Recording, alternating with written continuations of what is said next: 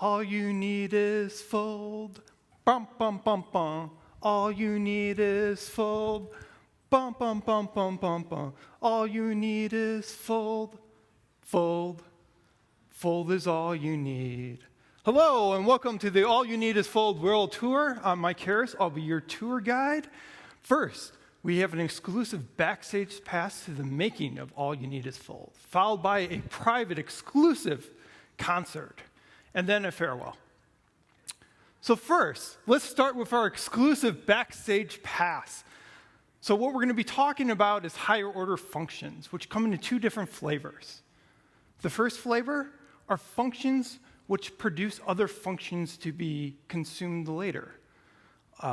Curry, partial, compose are examples of these. We're not going to really be talking about these for this talk. Instead, we're going to be talking about functions which consume other functions. And they allow you, through consuming of other functions, to encapsulate patterns. And that allows you to not have to rewrite stuff. You can use stuff that already is built for you, which is great. Now, there's three main examples of this: map, filter, and fold. And the focus of this talk is going to be on the latter, fold. Now, the great thing about fold is it encapsulates a pattern, and that pattern is processing through data, preserving some type of state, accumulated value, memo-wise, whatever you want to call it, and producing out one result. Now, the cool thing about using something like fold is you know that only one thing is going to come out of it. You're going to have many things go in, and only one thing is going to come out. If you think about like doing this in an imperative way, using like a for each loop or something of that nature, you have to look at the content of it to tell what it's going to do. But if you're using a higher order function, you've already communicated what you're trying to do. And the consumer only has to look at certain parts of it. Now, fold requires two different parts. It requires the func, or function, that you're going to be folding over, and it requires the seed, or the initial value. Now, the name fold itself is unfortunately there's a couple different terms that are used for it, depending on what programming language you're using. So in Haskell, in Lodash, it's called fold. In C#, it's called aggregate. In Clojure, it's called reduce. These are all the same concept, the same thing. They do the same exact thing. They just, unfortunately, have different names for it. Now, you can think about fold like this. You can think about it as applying an argument against a function multiple times and passing it through. So at the start, it looks like this, kind of like a Russian doll. First time through, the new accumulated value is the result from the previous time through. Next time through, the accumulated value is the result from the last time through. And then you get your final end result out. So what we're doing is we're declaring what we're trying to do. We're describing what we want to do. We're doing this not in an imperative way, but in a declarative way. And a philosopher of science would have maybe something to say about it. So let's see. In the book Against the Method, we find the following quote: "Fundamental conceptual changes presuppose new world views and new languages capable of expressing them." Now, granted, they're not talking about functional programming or anything like this. What's actually being talked about in this book, in this example, is Galileo. And Galileo was pushing Copernicus' worldview against the Aristotelian worldview, which was the dominant force at the time. Now, what's being said here is that to talk about this new way of thinking, you can't use the old terms, you can't use old ideas. It doesn't even make sense to go from a state of being where the world is not in motion and the universe is kind of fixed. You can't try to use that terminology and that language to try to describe a world in which the Earth is rotating and it's going around other objects in the universe. It wouldn't make any sense. So what we're going to do in this talk is we're going to be talking about declarative ways of approaching a problem, and we're going to be using declarative ways of describing the problem. We're not going to be using imperative ways of talking about it. Now, hopefully through the examples and whatnot, we can convey it, and we're not going to lose any sense of, but we're not going to lose any sense of the talking about it by trying to use terms that don't make any sense for it. And with that in mind, I believe it's time for the show. Now, luckily, I already have the set list. This is what we're going to be going through today. So we're going to be defining an or, a length, a reverse, a map, a filter, and a zip. And we're going to be using fold for all of this. So the common thread is going to be everything's going to be using fold throughout. And hopefully, we get a better sense of how to use fold and how these functions work. So first, we're going to be talking about and. Now, and it also goes by the name all. And what we're doing is we're giving a bunch of facts, so true, false values. And what we're doing is we're going to produce out one result, one true, false value. If anything is false in the collection that's given to it, the result's false. Everything has to be true for true to come out. So, to define this using fold, we need two parts. We need a function, and our function in this case is going to be and we need our seed, which is going to be true. And the seed value, the goal is not to corrupt the end result. So we need something that would always work. And the thing that's always going to work is if we start with true, because we're looking for any false values here, so we don't want to corrupt our collection of data. The code examples are going to be in ECMAScript 2015, ECMAScript 6, JavaScript, whatever you want to call it, is all the same thing. Now, this is probably brand new to most people, so we'll talk about the syntax just a little bit. We're defining a function called fold and then we have our lambda expression. You don't have to write function anymore with parentheses and stuff. You can just use a lambda. And we see our argument to the lambda expression. We see 3 dots in the front and then facts. The 3 dots is the spread operator. And what the spread operator does is it allows you to pass in 0 to many arguments to your function, and it'll collect them into an arguments array. But it gives you a real array. Back before this, in ECMAScript 5, you would have to use the arguments built-in thing, and you would have to go ahead and slice it, and now you can get your real array out. You don't have to do that anymore. Just use the spread operator. The spread operator gives you a real array. Now you have a real array to work with. And then we see our goto, and then we see our brackets. Inside the brackets, we're going to be using low dashes fold L, so we're folding from the left. In my day-to-day work at Robert W. Baird, I pretty much always use fold left. Most people usually use fold left, but when you see academic papers, you're going to see them using fold right, and they have their own reasons for that. But from an implementation standpoint, fold left is usually more efficient and easier to reason about. Now, the fold to the left has 3 parts to it. It has the collection you're going to be folding over, in this case, facts. Then we have the function we're going to be using to do the folding. And that function is going to be defined using a lambda. Now, for the fold, it's always a binary function. It has 2 arguments. The first argument in every implementation that I've ever seen is the memoized or accumulated value. This is the thing that the state that's being accumulated or memoized over. I use an M for memoize because the first time I learned this was in Haskell, and Haskell calls it memoize. You also see ACC for accumulate. The second argument is the thing you're currently looking at. In this case, we're going to call it X.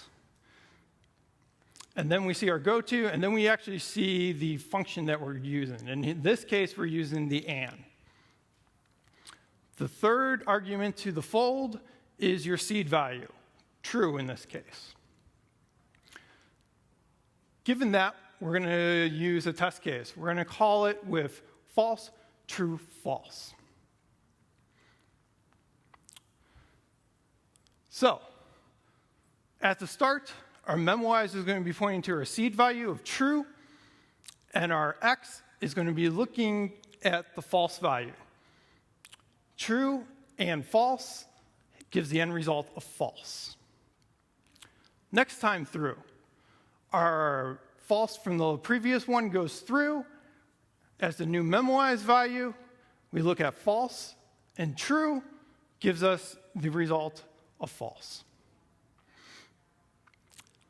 That goes through, and then on our final round, we have false and false, which gives us the end result of false. So for this, we get false. Let's go ahead and look at or the any function. Or is just like and. It takes in a collection of true-false values and gives you back a single true-false value. You need two things for it. You need an or function, and you need a seed of false. Again, we're not corrupting what we're working with. We're going to start with false, and what we're doing is we're looking for anything that's true. Looking at the code, very similar to before. We're going to spread out the facts. The facts are going to be passed into the fold. Our lambda is going to have the or, and our seed value of false is going to be the third argument. Same test case. We're going to look at oring with false, true, false. First time in, our memwise is going to get the seed value of false. We're going to be looking at the first member, which in this case is false, and the result of false or false is false.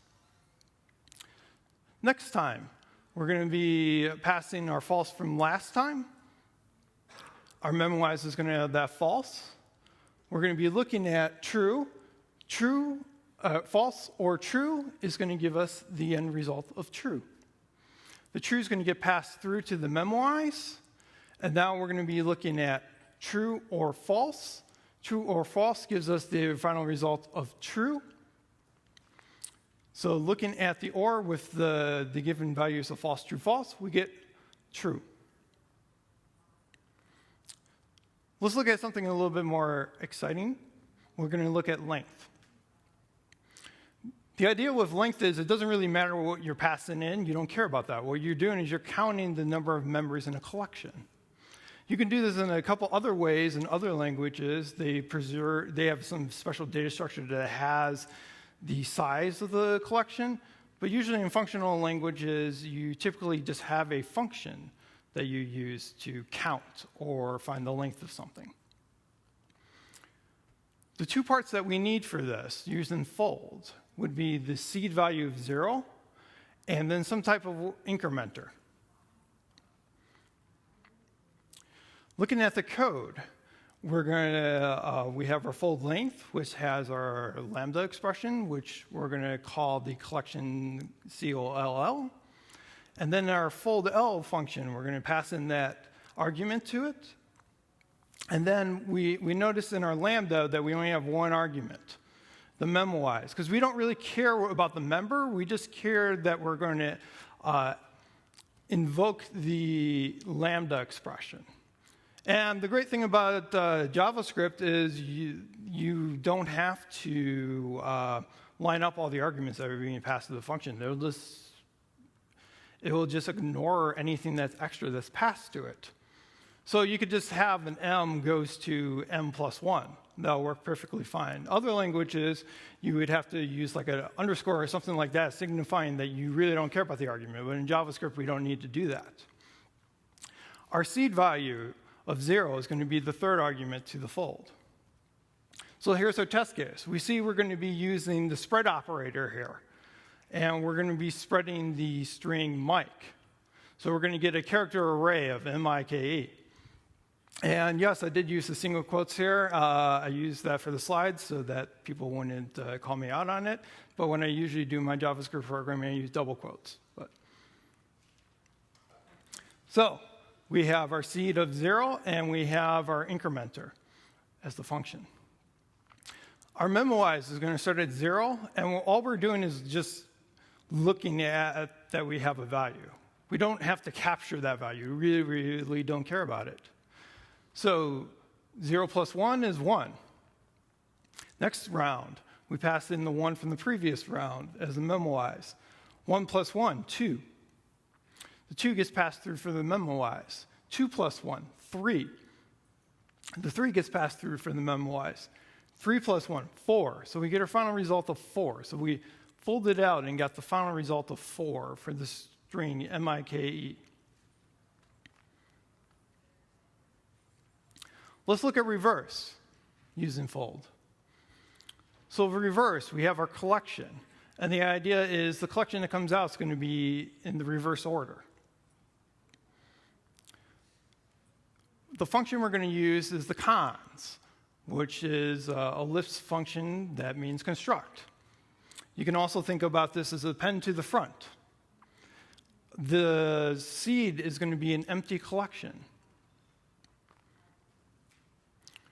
So what we're going to be doing is we're going to be accumulating things into the empty collection. And this is kind of key to using fold for these implementations. So we look at the implementation, and we have our col again. And we're going to pass that into the fold. And then we look at our lambda. Our lambda has the two parts. It has the memoize and the x. What we're going to do is we're going to mutate the memoize. We're going to use the unshift operator. The unshift operator will put it at the front of the collection, but the return value of the unshift operator is the new length of the collection. So we can't use that. We can't pass that through. So whoever implemented that way back in the day and didn't want someone to do something like this in a one-liner. So we're going to need 2 lines. We're going to mutate the memoize, and then we're going to have to pass back that memoize that we've just mutated.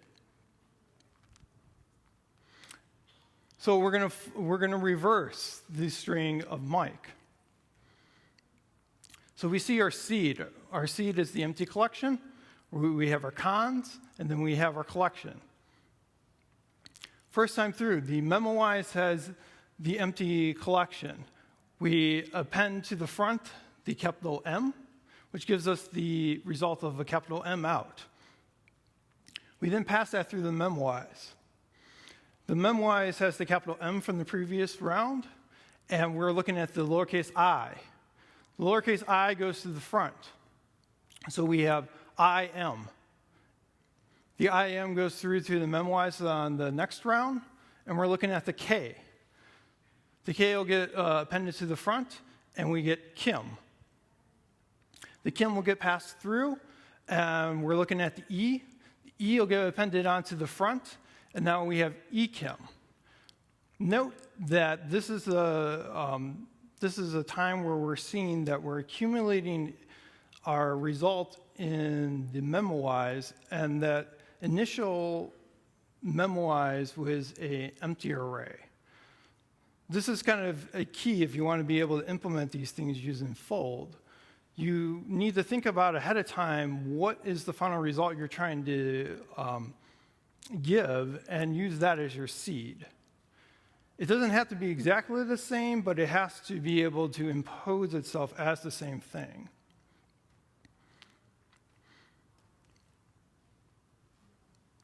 So let's look at a higher order function using this. Let's look at map. Now, the way that map works is you have a collection, and you have some function you want to apply against every member of the collection. And that gives you a resulting collection. So whatever size you have going in, you're going to have the same size coming out. That's key to map. You always know that's going to be true. If you think about if you were going to do this in an imperative way and you're going to do a for each loop of some type, you'd have to look at the contents of it to be able to tell what's going to happen to it. that you're actually mapping over everything, or you're translating them. With a map, you're explicitly stating to a reader later on, which could be yourself in your code, that what you're doing is you're transforming or you're mapping over the values. So you know exactly what to expect when the line of code executes. So to define the map using a fold, we're going to use conj. Conj, again, is from Lisp. It means conjoin. You can also think about it as append at the end. We're going to start off with an initial empty set. And we're going to need a function that we're going to be mapping over. Looking at the implementation, the first argument we're going to use in the lambda is f, or the function that we're going to be applying in our transformation. Then we have our collection that we're going to be applying the transformation over. Our fold is going to take the collection that we're going to be folding over. And then our lambda has the two parts. It has the memwise. We're going to be applying the function against the argument that we're currently looking at. We're going to, since the push returns back the new length, we can't use that as a return value. So we're going to mutate it, and we're going to return back the m. And then we see the seed value. For example, we're going to be using a 2 upper. So we have our lambda expression here, which is going to 2 uppercase the string given to it. And we see the collection is going to be, again, Mike. So we have our function, the 2 upper. We have our seed, the empty collection, and we have our conj. And we have the collection that we're going to be mapping. First time in, our memwise is going to have the seed. Our x is going to be looking at the first member, which is the m. We're going to 2 uppercase the m, spit it out, and the next round we're going to have our m for our memwise. We're going to have the lowercase I, which gets 2 uppercase. So our end result's going to be mi, which is going to be passed through. We're going to be looking at the k. That's lowercase. We're going to be uppercase in the k, so we got MIKE, all uppercase. That gets passed through. Final round, we're going to go ahead and look at the e. We're going to go ahead and uppercase it, and now we get MIKE. So we've just mapped over everything using a fold.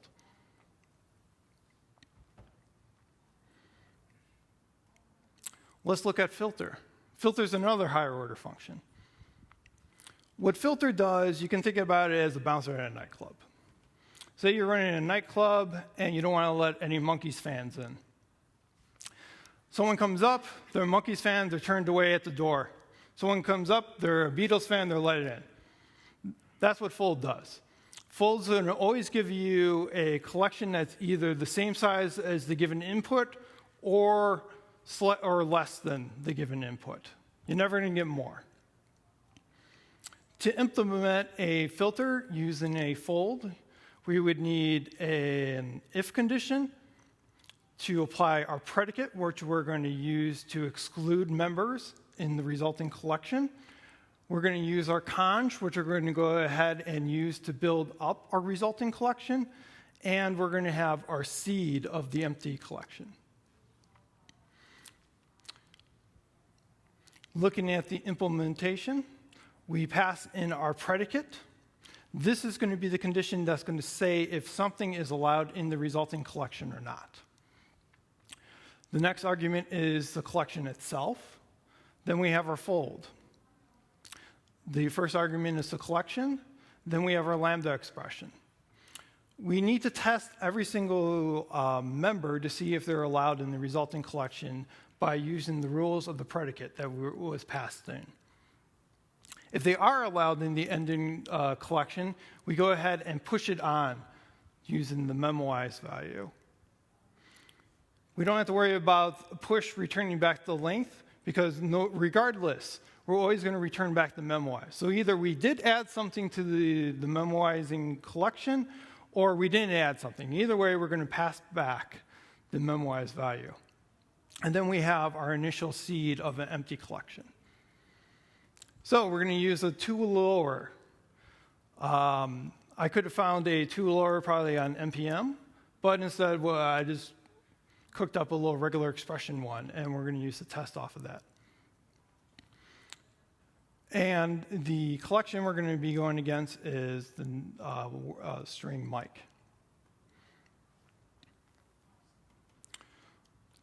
At the start, we have our initial memoize of an empty collection. We have the initial first member of the uppercase Mike, and we're checking to see if something is a too lower value. So if it's not lowercase, it's not cool enough to get into the club. Uppercase M is not cool enough to get into the club, so that's not going to be spit out. So we still have our an empty collection, but we're looking at lowercase I. Lowercase I is cool enough to get in the club, so it's going to be added to the final resulting collection.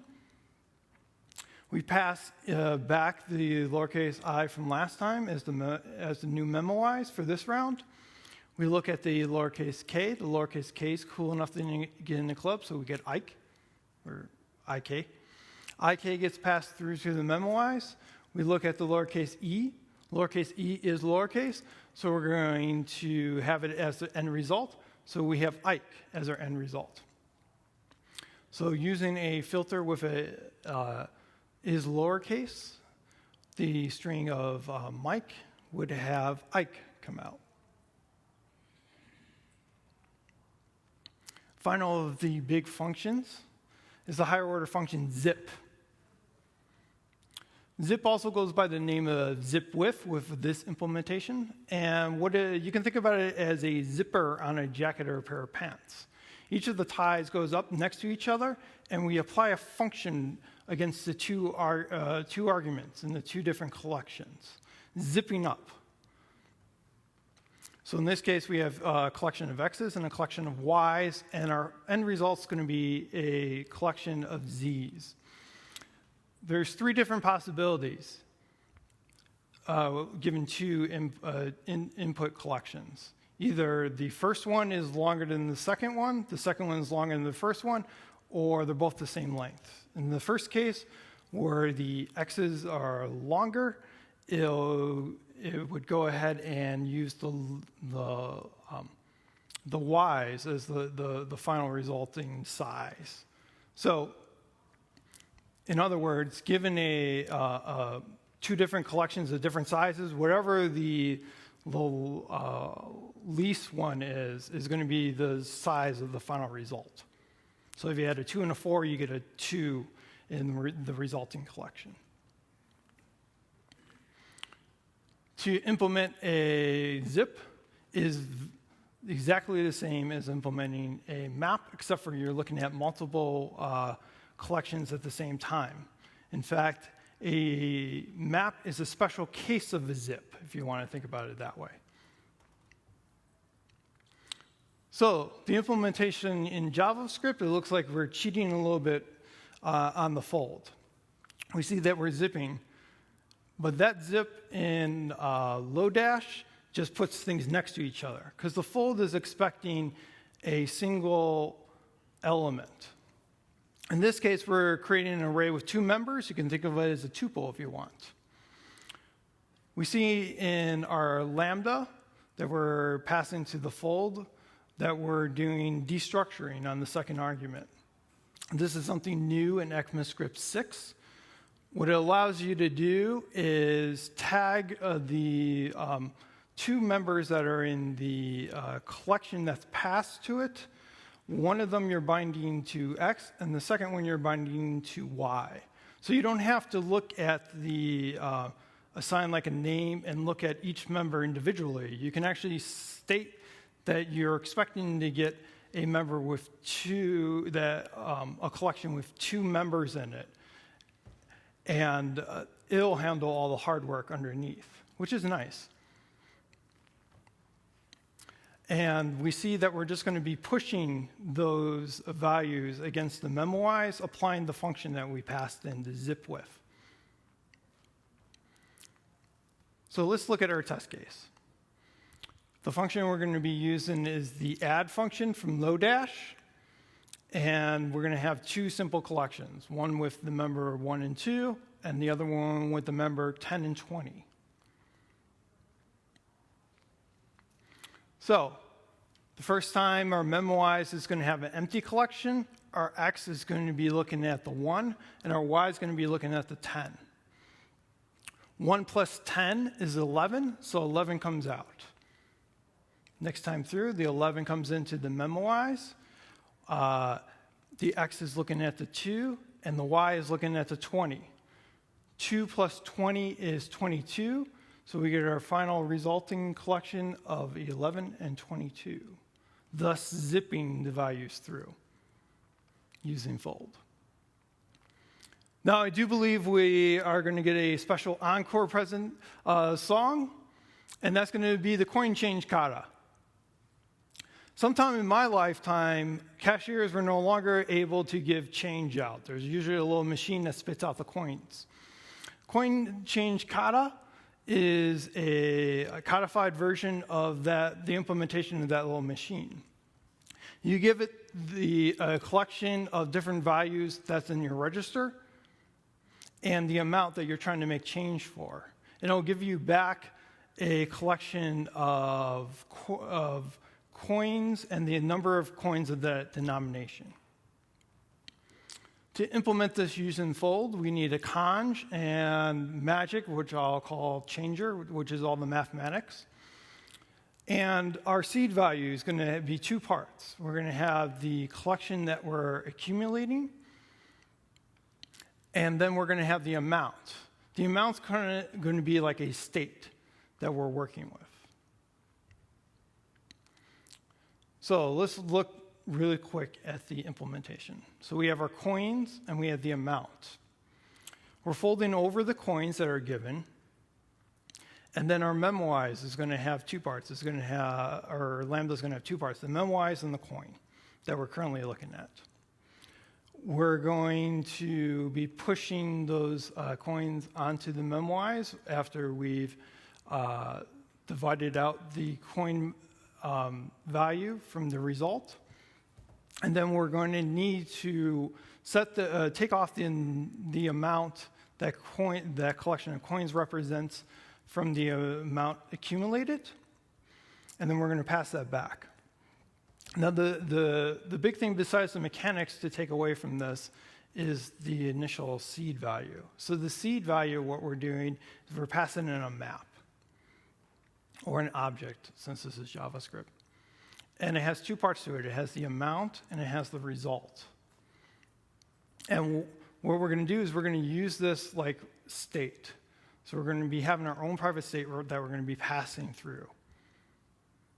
And then what we're going to do, our final result just needs the result section of that accumulated state. So we're just going to get the result part from the value coming out.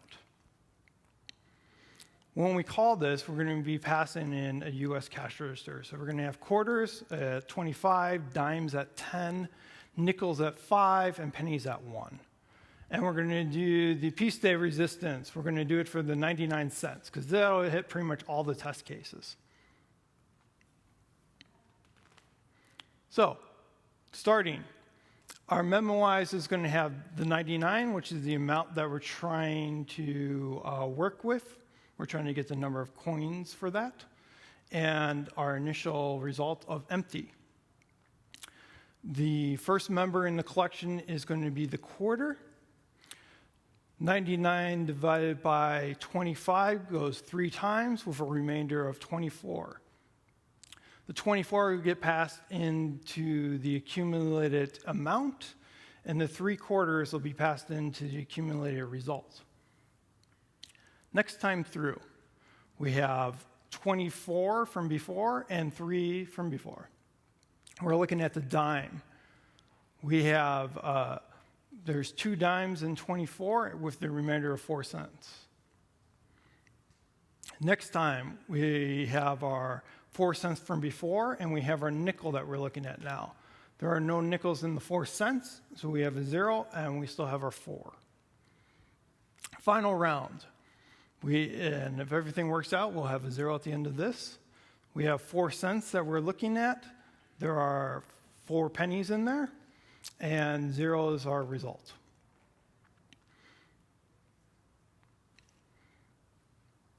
The key to this kind of implementation is that with your seed value, you're setting up the state that you want to preserve throughout the folding. But I think this is probably about the limits of this method at this point. So what would a philosopher of science have to say about this? All methodologies, even the most obvious ones, have their limits. I think we pretty much hit the limit with the coin changer Kata using just fold for all of our implementations. There's more elegant and straightforward ways to do this, but it's a worthwhile thought experiment. So what can we do with this kind of like thought experiment or the knowledge that we've gained? We can look at using fold for proofs. We've seen a bunch of examples of using fold for defining functions, but we can also use it to prove things about functions. And the great thing about using a fold for proving things is that you don't need to use induction. You can just use the fold in place of the induction, which for some problems makes it a lot easier to prove out. That's a very academic thing to do. What else can we do with this knowledge? We can use it to explore more into functional programming.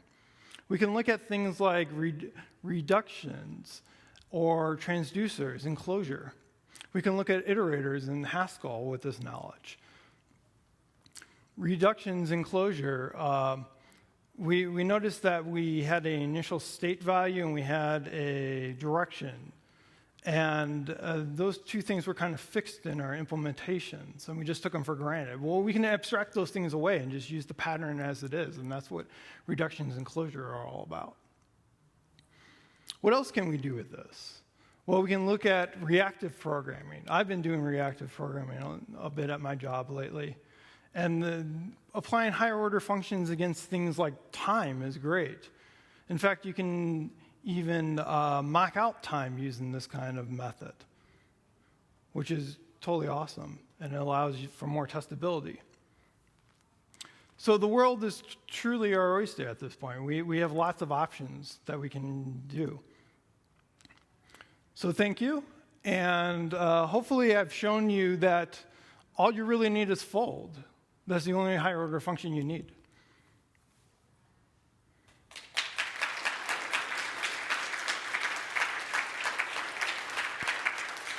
Cool. So I've already tweeted out the slides, and there's actually a bibliography at the end, so you can look through it and see what I use to help me put together this presentation, and then the sources of all the images. So I believe you got about 2 minutes for questions.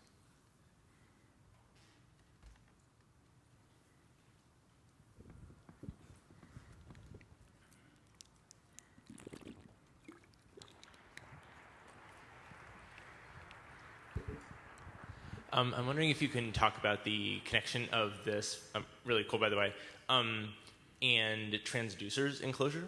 Okay. If you're familiar with that, like, is basically the notion of like the mapping and the filtering that we're doing inside the fold, is that a transducer? So this implementation, obviously not. But the idea with the transducer, I don't know if you noticed this, because I probably went over it really quick, was the thing that we're folding over was always like a list of a particular type. The idea with the transducer, now I don't have a ton of a practical experience with it, but I have played around with them, is that you can abstract those things out so that you don't have an implied like kind of way you're doing it. Like the popular example that I saw at Strangely 2 years ago, which is actually, this picture was taken right after that talk, was that say you're like at an airport and you got like baggage claim people, and they have a trolley that comes out and they grab the bags off and then they put it on the plane, and they might weigh them and then maybe have something that checks for bombs and then they put it on the plane, right? So that's using a trolley. Next day they have like this little luggage cart thing that comes out. And they would go and they would pick them up, they would weigh them, they check them for bombs, and they put them in the plane. Now, we as programmers, when we do this, the fact that we had a trolley one day and we had the baggage cart the next day, if we were going to do an implementation kind of like what I was showing, we'd have to write 2 different functions for that, right? And that's kind of silly because the baggage cart people, they didn't go to their manager and say, oh, I totally don't know how to work with this because you trained me on a trolley and now we got this cart that came out. So the idea with the transducer is that you kind of abstract away the mechanism that you're using for the collection itself, and you just focus on the encapsulation of the thing that you're performing at hand, the map, the filter, the fold type thing. So that's the big thing with it. And these implementations totally did not take that into play, but you can abstract that out, which is a little bit more work. Excellent question. Anyone else? Well, if not, I'll be around, so feel free to talk to me about this or anything else. Thank you.